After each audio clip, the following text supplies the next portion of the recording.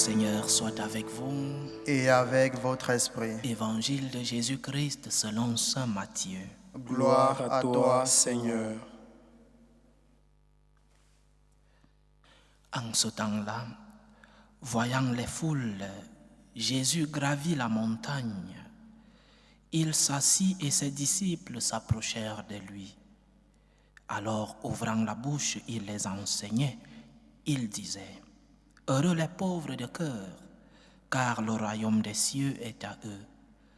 Heureux ceux qui pleurent, car ils seront consolés. Heureux les doux, car ils recevront la terre en héritage. Heureux ceux qui ont faim et soif de la justice, car ils seront rassasiés. Heureux les miséricordieux, car ils obtiendront miséricorde. Heureux le cœur pur, car ils verront Dieu. Heureux les artisans de paix, car ils seront appelés fils de Dieu. Heureux ceux qui sont persécutés pour la justice, car le royaume des cieux est à eux. Heureux êtes-vous si l'on vous insulte, si l'on vous persécute, et si l'on dit faussement toutes sortes de mal contre vous à cause de moi. Réjouissez-vous, soyez dans l'allégresse, car votre récompense est grande dans les cieux. Acclamons la parole de Dieu. Louange à toi, Seigneur Jésus. Le jour de la fête de tous les saints est comme le jour de la fête du soldat inconnu, célébré dans beaucoup de pays dans le monde. Le soldat inconnu, celui-là qui n'a pas été officiellement reconnu, celui-là qui n'a pas son nom gravé dans le panthéon des héros, mais celui-là qui a lutté, qui a été en guerre, qui a défendu la patrie, celui-là qui, sans être dans les premiers rangs, a servi, a défendu. C'est la fête du soldat inconnu. Et dans l'église, nous célébrons les saints, tous les saints aujourd'hui, ceux-là qui sont reconnus et qui sont minoritaires par rapport à la multitude des saints au ciel. Nous célébrons donc tous les saints, ceux-là que nous reconnaissons, que l'Église a officiellement canonisés, et ceux-là qui n'ont pas reçu cette canonisation, mais qui sont au ciel, les soldats inconnus, les amoureux du Christ, mais qui sont dans l'inconnu. C'est une multitude des saints qui nous attend au ciel et qui intercèdent pour nous. Et parmi ceux-là, il peut se trouver probablement des membres de nos familles, ceux-là qui ont vécu avec nous. Les saints sont des personnes qui ont vécu de manière héroïque la foi en Jésus-Christ. Ceux-là qui se sont démarqués par leur façon de vivre et parfois par leur façon de mourir. Ils ont vécu en imitant le Christ et ils sont morts en imitant le Christ. Nous célébrons donc tous les héros de notre foi, tous ceux-là qui ont vécu de manière héroïque l'enseignement de notre Seigneur. Nous célébrons des modèles, ceux qui ont défendu la foi par leur manière de vivre et par leur manière parfois de mourir, des modèles, des exemples, des héros. Ils sont déjà au ciel. Mais nous aussi, nous sommes appelés, comme dit le Concile Vatican II, nous avons tous un appel, une vocation à la sainteté, la vocation universelle à la sainteté. Nous sommes tous appelés à être des saints. Nous sommes tous appelés à voir le Christ face à face tel qu'il est lorsque notre heure arrivera. Lorsque nous laisserons ce monde, nous sommes tous appelés à vivre éternellement avec le Seigneur, à goûter des délices du ciel, à rencontrer ceux-là qui nous ont précédés et qui sont déjà avec le Seigneur. Mais la question qui se pose lorsque nous célébrons cette fête, c'est en quoi consiste la sainteté? Ou alors, comment puis-je faire moi, qui vis la communion des saints? L'Église, c'est une communion entre les saints qui sont déjà au ciel et nous qui sommes en pèlerinage sur la terre et qui cherchons cette sainteté. En quoi consiste la sainteté? Que puis-je faire pour être saint? Le Seigneur nous a laissé un grand commandement. Vous serez parfaits comme votre Père céleste est parfait. Vous serez parfaits, donc vous serez saints. Et la perfection ne s'obtient pas seulement par un claquement de doigts. La perfection, la sainteté ne s'obtient pas seulement par une volonté de l'homme. La sainteté s'obtient par la grâce de Dieu d'abord, par la grâce de Dieu, et après par nos efforts. Efforce-toi donc, lutte, travaille pour atteindre la sainteté. Il n'y a pas de sainteté sans effort, il n'y a pas de sainteté sans sacrifice, il n'y a pas de sainteté sans travail. Ceux que nous célébrons aujourd'hui, ceux qui sont déjà au ciel, ont d'une manière ou d'une autre bataillé pour atteindre la sainteté. Vous serez parfaits comme votre Père céleste est parfait, en acceptant la grâce de Dieu et par nos efforts. Parce que la sainteté, c'est d'abord un don de Dieu. Mais un don qui arrive lorsque nous sommes prédisposés à recevoir ce don. Si nous ne sommes pas ouverts à la grâce de Dieu, si nous ne sommes pas ouverts à la présence du Seigneur dans nos vies, alors cette grâce qui arrivera en nous ne trouvera pas cette prédisposition et elle ne servira à rien. Le Seigneur Jésus, dans une des apparitions à ce Saint Paul qui était déjà découragé de ces Romains qui étaient si têtus et qui n'acceptaient pas de recevoir la parole du Christ, le Seigneur dit à Saint Paul, ma grâce te suffit, ma grâce te suffit. Et il ajoute, la force se réalise dans la faiblesse. La force de Dieu se réalise dans ta faiblesse. Tu es faible. C'est pourquoi tu as besoin de la grâce. Tu es faible. C'est pourquoi dans ce cheminement vers la sainteté, tu as besoin de la grâce de Dieu. La force du Seigneur se réalise dans ta faiblesse. La force du Seigneur se réalise dans tes chutes. La force du Seigneur se réalise dans tes moments de croix, dans tes moments de souffrance, dans tes moments de douleur. La grâce du Seigneur se réalise en toi. Mais tu dois t'ouvrir à la grâce. Le sang ne se fait pas. Le sang se laisse faire par le Seigneur. C'est le Seigneur qui transforme nos cœurs. C'est le Seigneur qui guérit nos blessures. Mais il faut qu'il trouve en nous une prédisposition. C'est la première condition pour que nous nous mettions en chemin vers la sainteté. Suis-je prédisposé? Accepte-je cette grâce de Dieu? Est-ce que je suis ouvert à la transformation que le Seigneur veut en moi? Est-ce que je suis prêt à être saint?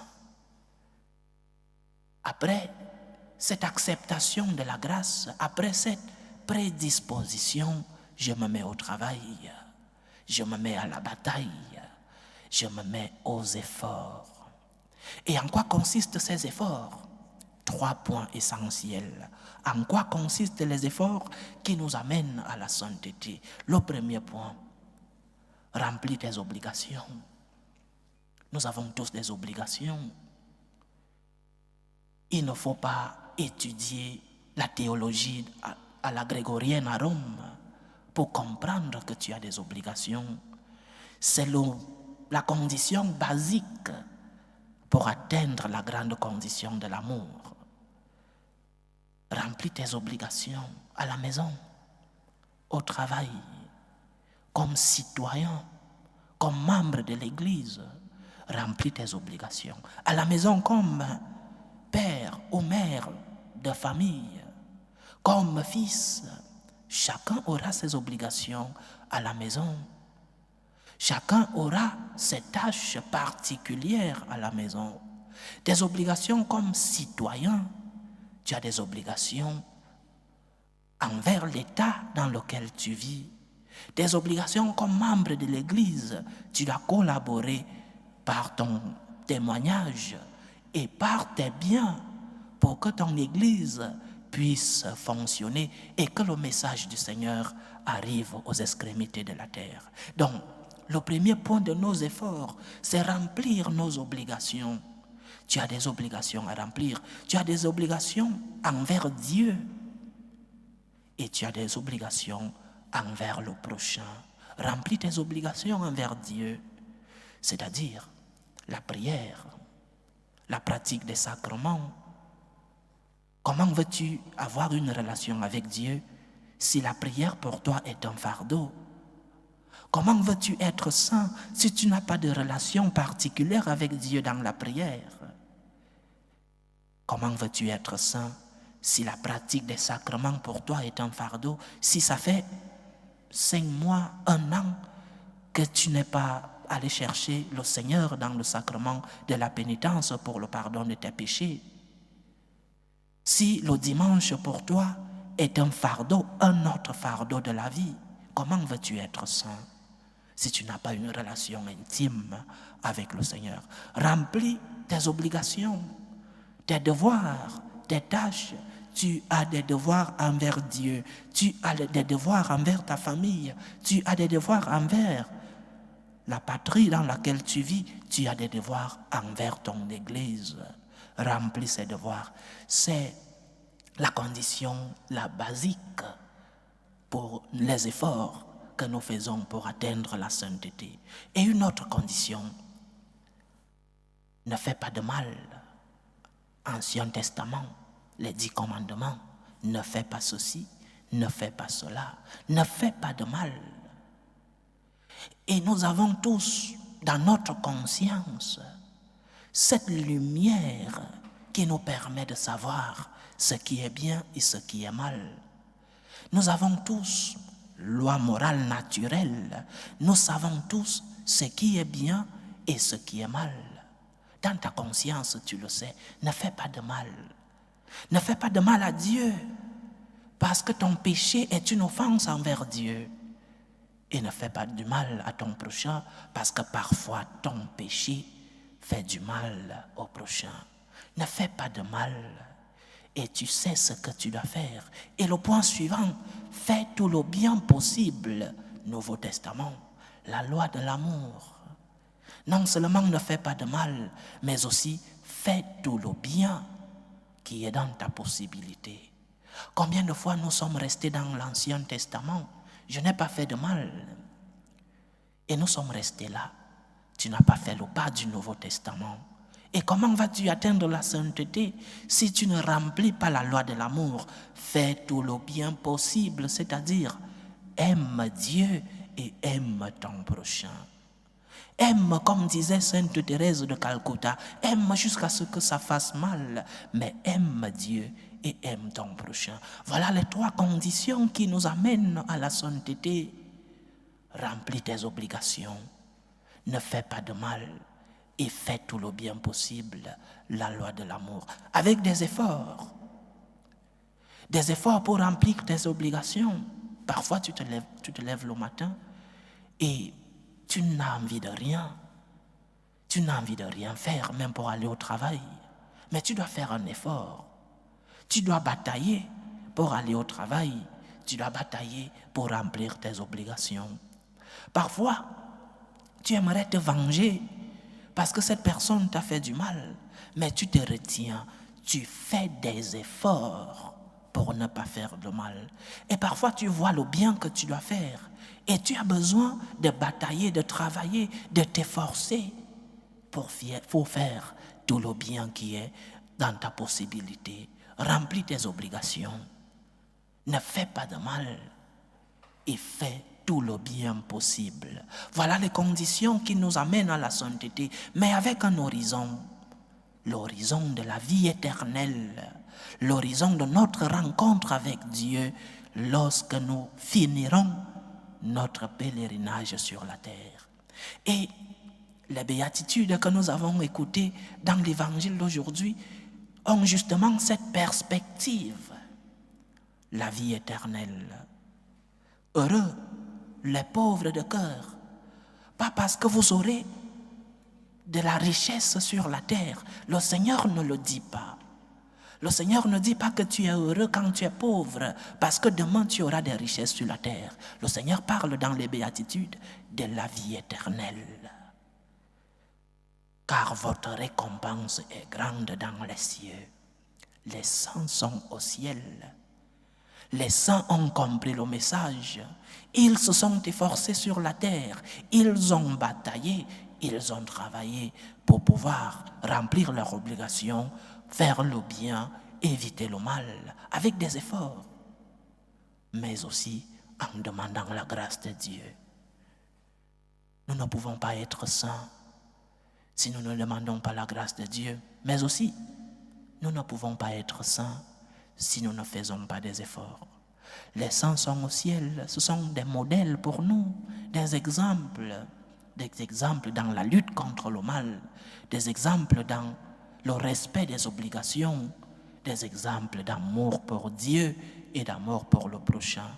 Que cela nous serve vraiment d'exemple, que nous puissions nous aussi batailler ici sur la terre, que nous puissions contrôler nos instincts et nos passions, que nous puissions faire des efforts pour être plus généreux, plus charitables, des efforts dans la demande de pardon et dans ce pardon que nous donnons.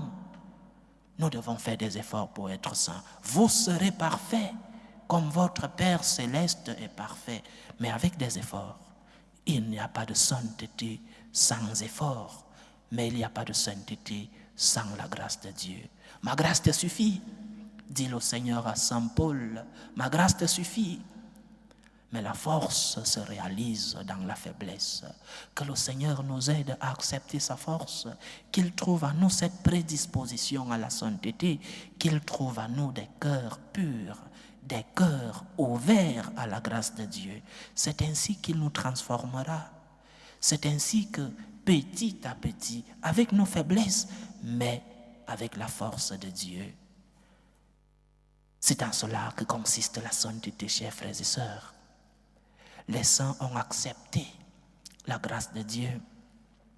Ils ont accepté que cette grâce vienne transformer leur vie, mais ils se sont mis au travail, le travail de l'amour pour Dieu et le travail de l'amour pour le prochain. Que tous les saints du ciel intercèdent pour nous et que le Seigneur nous aide à nous préparer ici sur la terre et qu'il nous réserve à nous aussi des places avec lui au ciel. Que les saints intercèdent pour nous. Loué soit Jésus-Christ. À jamais.